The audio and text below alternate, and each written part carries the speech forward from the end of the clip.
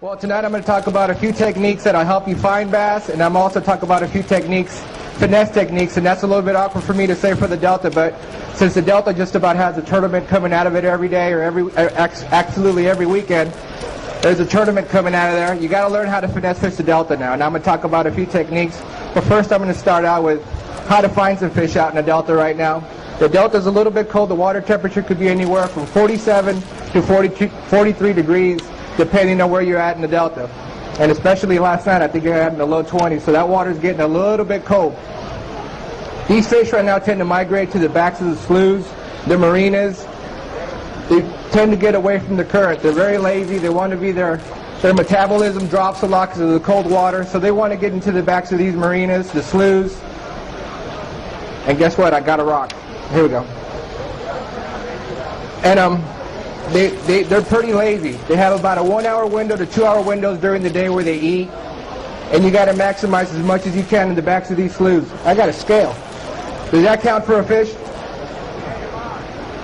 Did I have him on? That's the first bite of the day today, by the way. I hope you all saw that. Like I was saying, these fish will migrate to the back of these dead-end sloughs, and what I try to do is I try to find these sloughs that have the clearest water. And this time of the year, we tend to get a lot of wind. Storms come in. It can muddy up the main bodies of the Delta, like Frank's Track, Big Break, Mildred Island, the big bodies that are out there that I love to fish, but they tend to get muddied up, so I tend to go to like Rock Slough, Whiskey Slough, the backs of the marinas in Big Break, where the shad are getting pushed into by the stripers. The stripers will chase these baits back into these dead-end sloughs, and if I start to catch stripers, I know I'm in the right area because I know there's bait there. And if the bait's there, the bass will be there. The type of bait I use, this is an Uruku shad by Spro. It's a half-ounce bait. This is like a bluegill type of pattern. Got a little bit of a green, a little bit of an orange on it. This bait also mimics a little bit of a shad, and that's what they're trying to eat this time of the year. The big thing about this time of the year is your retrieve. A lot of us are used to getting a rattle trap, throwing it out there, and winding it in. Well, that might catch a striper, but not a bass. The reason for it is they're very lazy. They don't want to chase anything, so the retrieve I use is a hop retrieve like this. I basically fish it like a jig. What I'm trying to do is I'm trying to get a reaction strike out of these fish. Get a little bite out of them, try to see if I could get a few ticks. And if I do, I'll switch to a much slower retrieve. I'll let it sit on the bottom and I'll pop it. And I'm throwing this bait more into 5 to 8 foot of water. I'm not throwing it at the weeds. I'm not throwing it at the bank. I'm throwing it more towards the middle of the sloughs, on the weed line, trying to keep this bait in the deeper water where I think these bigger fish are going to be.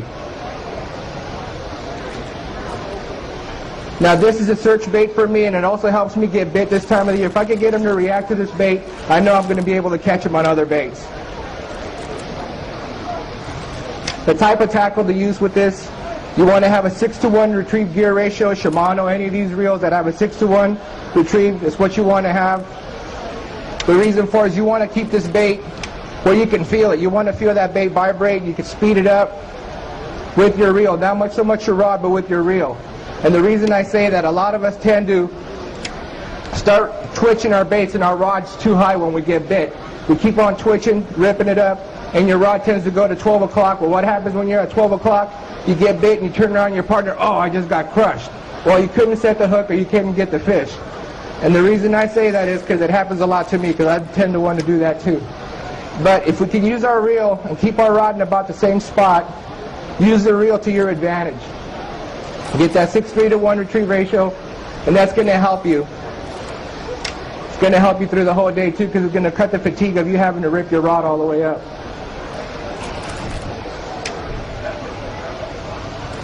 I also try to vary my colors. If it's overcast, I try to go to my chartreuse baits.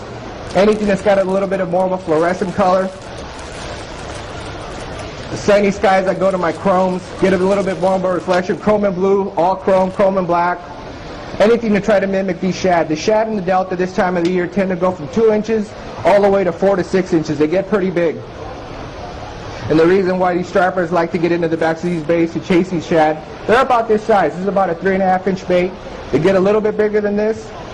They tend to get pale white, white. Sometimes they have a little green hue to them.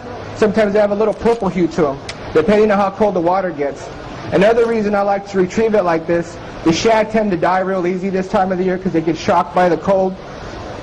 And this mimics a dying shad perfectly the way it falls when they start to die.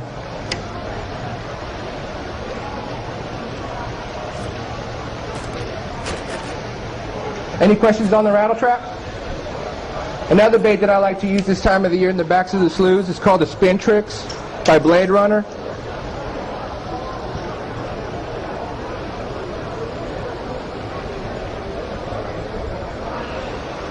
It's got a bass tricks tail on it. It's got a little chin spin type of deal, like a horsey head. And this bait's great for finding fish. This is like candy for the bass in the Delta. Same thing with this bait. I like to yo-yo retrieve, let it get to the bottom, swim it up and down. Fish it as low as possible as that tail's turning, and making sure that that little blade in the bottom is spinning.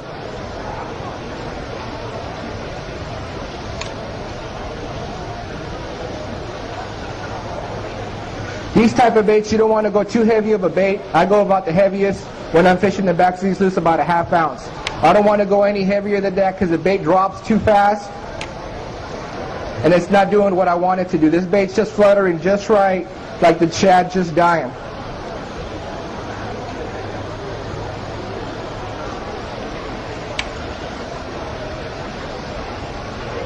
I do the same with this, is changing the colors. If I get an overcast day, I want to go to my chartreuses. Lime color, little chartreuse, little white and chartreuse. I also carry dip and dye with me, so I can dip the tail in chartreuse. That's always good to have in the boat with you, to change these baits up. And sometimes changing that color is going to make the difference that day of getting bit or not getting bit.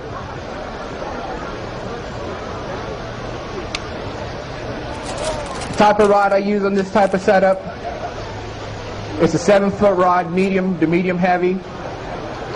I use 17-pound fluorocarbon, P-line fluorocarbon. And the reason I use fluorocarbon this time of the year is because I want to feel every little bite or the fish are real lazy, so they're just really going to tap the bait. Sometimes it might feel like a little bluegill bite to you, but sometimes those bigger fish will just want to really suck up that bait and it feels like a bluegill bite. And what I always tell my partners, hook sets are for free, so always swing when you think you feel something. A good tip to always do when you're doing your baits, when you're hopping them up like this, always watch the fall, always watch your line. Always watch the belly of your line. Sometimes these fish will bite it on the fall. You see your line go from a belly to tighten up, set the hook. And I tend to carry a little blade box, and I carry a bunch of different blades on this. I carry gold ones. I tend to like gold in the Delta a little bit better. Just has a better flash for me, and I think I get a better reaction out of these fish with the gold blade. But I do carry chartreuse ones. Sometimes I carry a red one to make it look like the shad is bleeding or something. So those are always good. That's a great question too. I always have a blade ready. Always have them. Any little thing like that can make your day a little bit better. You know, each day is a different puzzle out there, and you got to try to figure it out. And just changing your retrieve, speeding it up, slowing it down, can make you get bit or not get bit.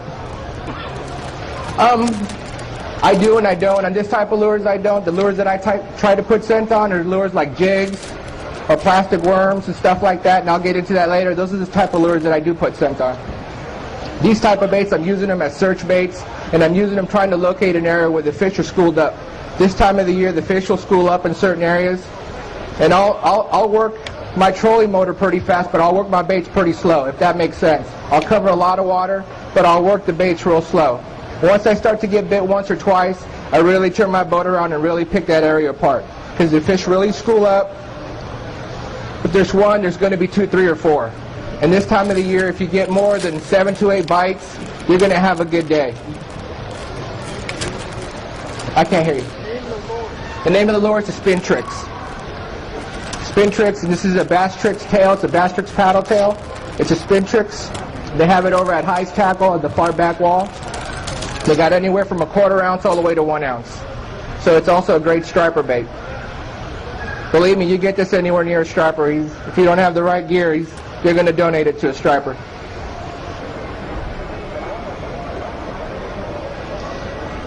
The next bait I like to use is a spinner bait.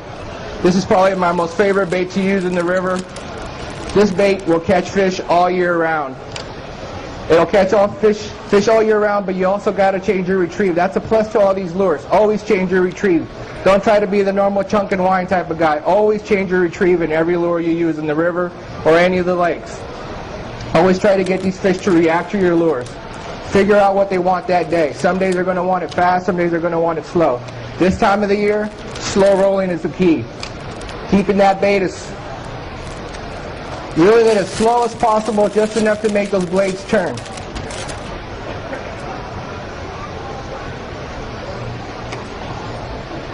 Same thing with this bait. I like to hop it. I call it the yo-yo retrieve. I like to get it all the way down to the bottom. I hit it once to make sure that that skirt gets untangled if it's on the blades, and I just start turning it. Once in a while I'll pop it just to see if I can get a reaction out of these fish. Same thing like you asked me a while ago about the blade colors. I love to change blade colors. Like this has a chrome and a white with flake. I'll throw a red blade on the front. I'll throw a chrome blade on the front or a chartreuse blade on the front, depending on the watercolors. But like I said, this time of the year, those fish are going to be, for me, they're going to be in the clear water areas, whether it's the back of a slough or in a marina.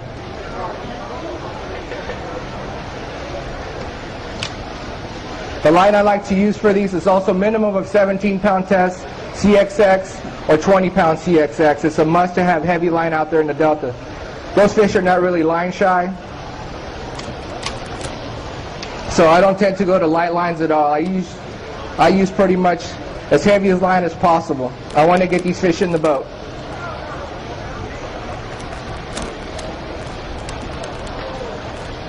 You guys have any questions on spinnerbaits over here? I do. This time of the year I try to stay with my shad patterns. In the spring I'll start to go to those reds, get those crawdads, because those big girls will come in shallow and start to feed up on the crawdads. So I definitely tend to change my colors up quite a bit. In the wintertime though, I tend to stay with my shad patterns mostly.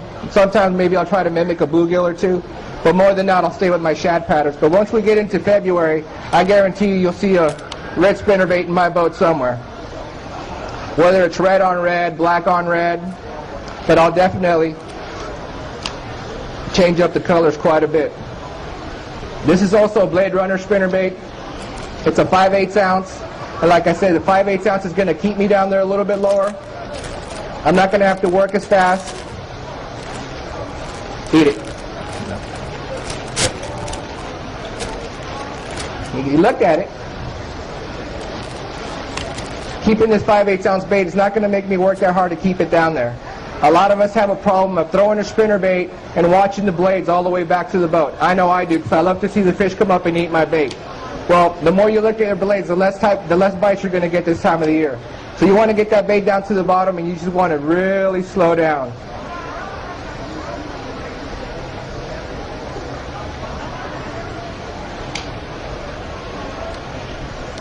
Also on the tackle here, you want to have a 7-foot rod, medium to medium heavy. You want this rod to bend a little bit, but not too much. I like stiffer rods than most guys. I like to get the fish in the boat as fast as I can.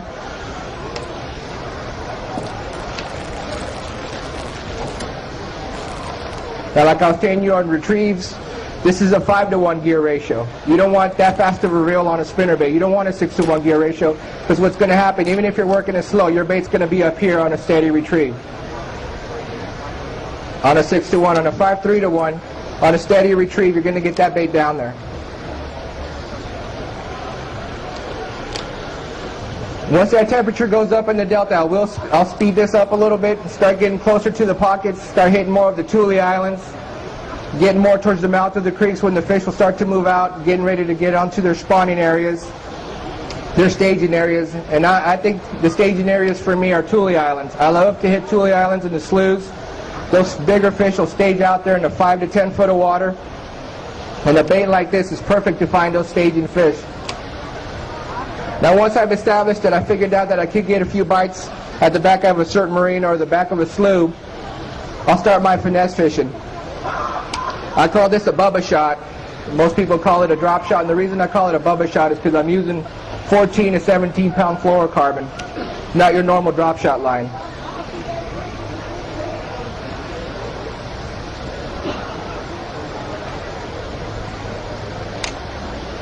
Now the hooks that you use and the weights that you use for a bubba shot, and it's very key in the Delta. You want to have a weight that's streamlined. It's not going to get hung up on those weeds. So I use a pencil weight. It's very weedless. And also the type of hook that you use, it's going to help you a lot. If you use an open hook in the Delta, you're going to tend to snag up more weeds than anything. So I use a finesse hook. This is a 2-aught finesse hook by Gamakatsu. It's got a nice little nylon guard. It spreads out pretty good and it covers the hook pretty good. Again, I use shad type of baits. This type of setup will put a lot of fish in the boat. Now that the Delta has a lot of pressure in it, I like to follow up behind a lot of people, and I put a lot of fish in the boat this way. This is a gambler worm called the ISE, and it's a ghost shad. Great looking bait. It's a new color they came out with this year. Like I said, I like to mimic shad patterns this time of the year, but this is a great bait. Great color. Also, the gambler baits come with a scent called bite already impregnated with it, so that adds for the fish to hold on to it a bit longer. The trick to keeping this bait moving, you want to keep the bait moving, and you don't want to lift the weight off the bottom. You want to keep that bait dancing, but you also want to make sure that that bait stays on the bottom. The weight, excuse me. That's the proper way to do a bubba shot. Also, this bait, like I said, if you go in the backs of the marinas, you want to try to hit every pylon possible with this bait. You want to keep it next to the pylons. These bigger fish will hang around and suspend off these pylons. Another thing to do with this bubba shot is you want to vary the distance of your weight, whether the fish are going to be suspending on the pylon about 2 feet to 4 feet. So you always want to vary where you tie this. You could always move it up and down, retie, make sure either you have a short leader or a long leader. I try to keep it about a foot. If you're fishing areas where you have clear water and you don't have too many weeds, I'll try to keep it a little bit closer to the bottom. And always keep this bait shaking. You want to shake it as much as possible, but keeping the weight contact with the bottom.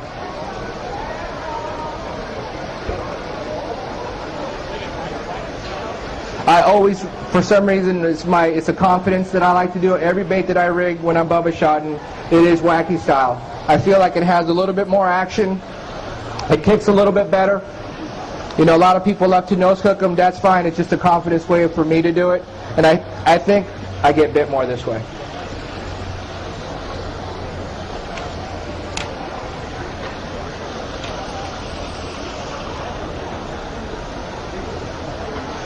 I always switch my baits up. This is another bait from Gambler. This is a Sabo worm. And this is more meant for wacky rigging too. It has an egg sac in the middle of it. I rig it right down the middle of it, put the weed guard back on it, and you can see the action on this bait. Has a little bit more movement than that ace worm.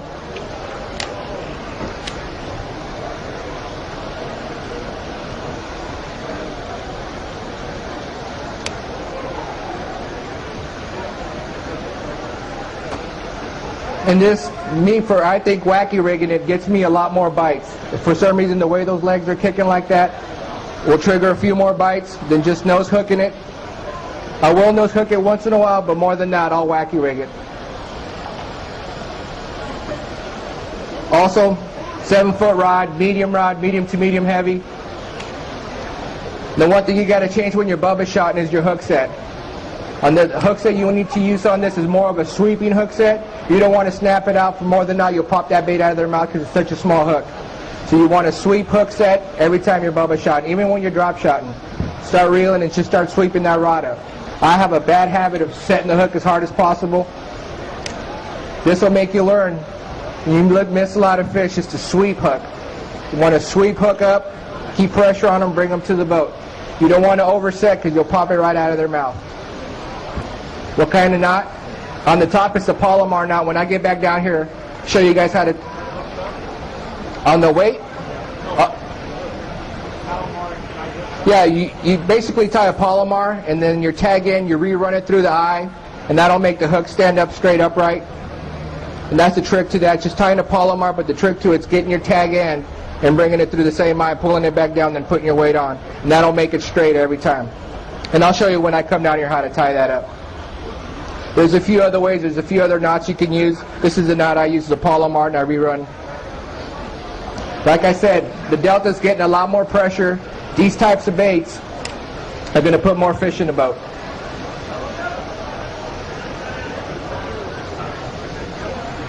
Another bait that I like to use in the delta, it's called the shaky head.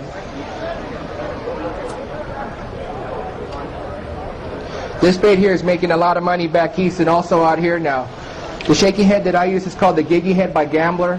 It was ranked #1 by FLW Outdoors as the best shaky head out there in the market for 2006. The reason this head design is so good, it's round, makes it more weedless, and it also has a post. It doesn't have a spring for where you put your worm in. This also comes with the 5/0 Gamakatsu hook. It's a light wire hook. And this technique will put a lot of fish, regardless whether it's the delta or the lakes or any of your local lakes you're going to fish. It's a great technique. You want to use lighter line on this. I use 10 to 12 pound fluoro to 17 pound fluoro, depending on what type of fish I'm catching. But more than that, I'll have about 12 pound fluorocarbon tied onto it.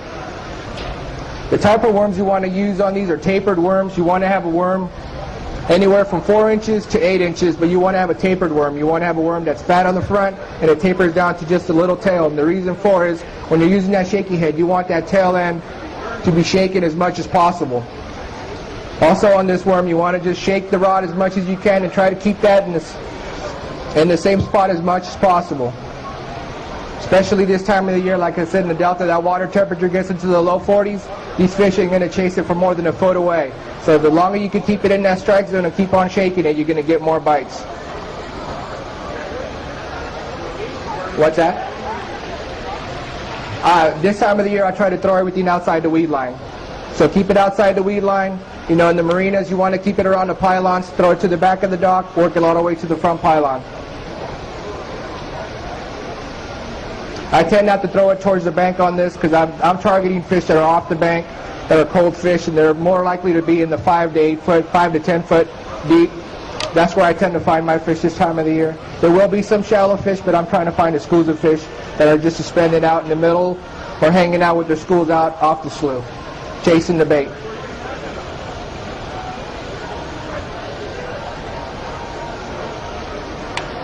This is a 3/16. The 3/16 and the 1/4 ounce have a 5/0.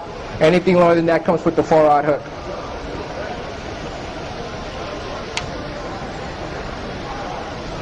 Same type of rod. The type of rod you want to have at least a 7-foot rod, medium action, 2 to 3 power rod.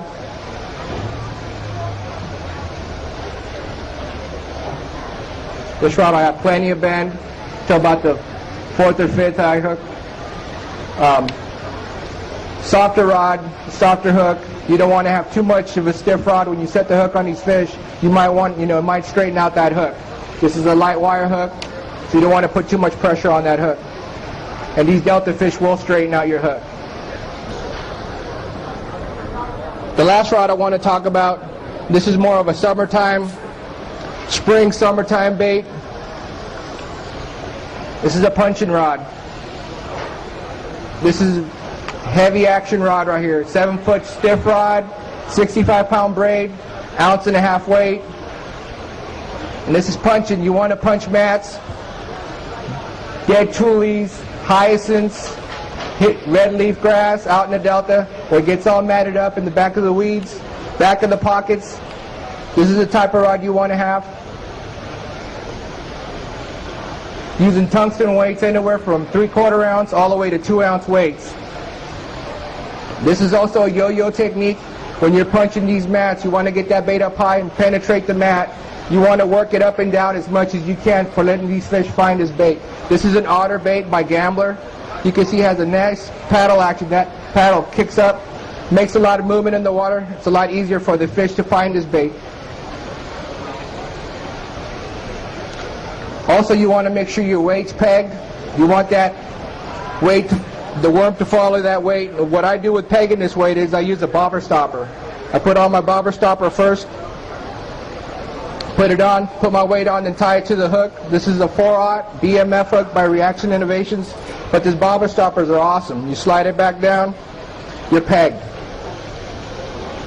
Slide it up. A lot of people are starting to use these for Carolina rigs, but these bobber stoppers that they're making for this braided line now, it's awesome.